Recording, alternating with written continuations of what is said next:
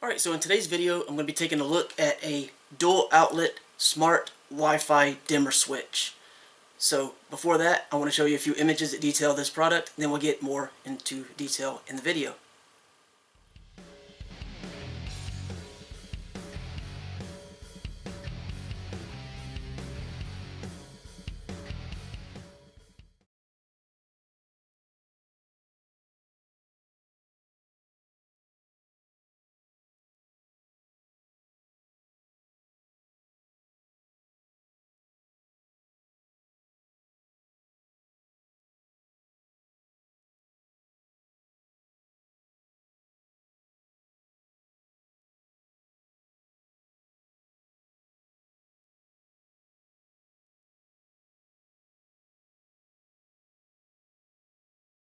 Alright, so as stated, I'm taking a look at this switch. You cannot submerge it in water, but you can put this outside. However, the information included, which is in the manual, does state not to have it exposed to heavy rain.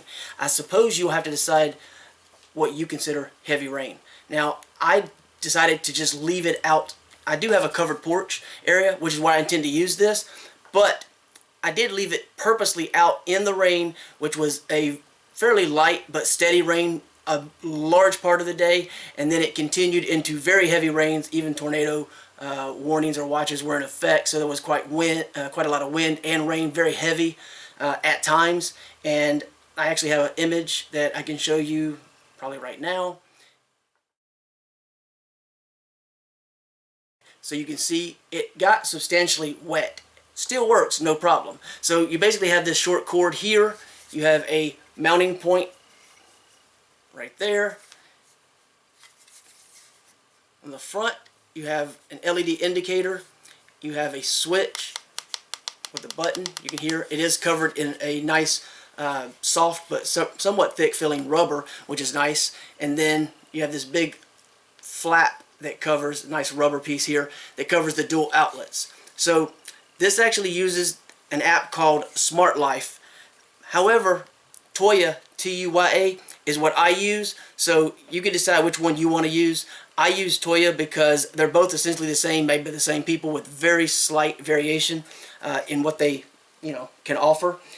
But my original setup with my smart home devices, I use that app. There's no reason to have two apps doing the same thing, so do whatever you want. You can schedule timers, like have it shut down, you can have it come on at certain times.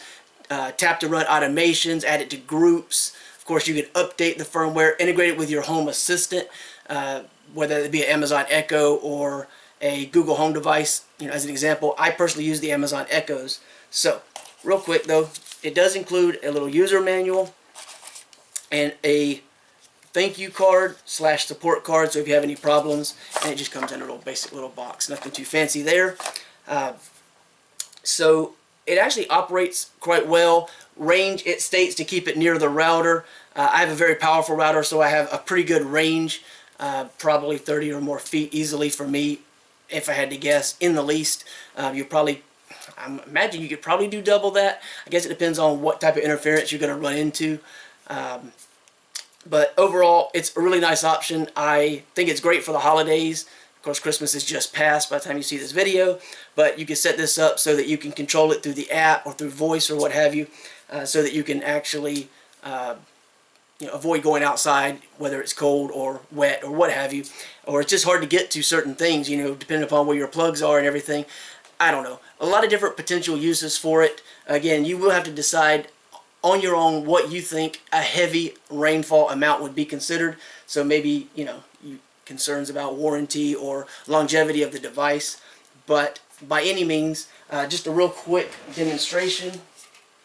Get this plugged in here. Now, obviously, you could use this indoors or outdoors. I have a little lighthouse, and I just grabbed a flashlight, something you want to recharge. The reason I did that is, well, two reasons.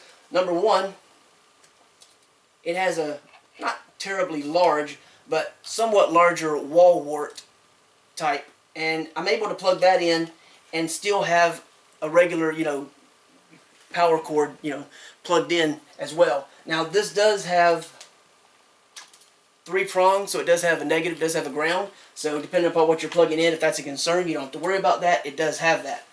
Now, I have not seen any way to control 2 different devices connected to this. It is both at the same time or nothing.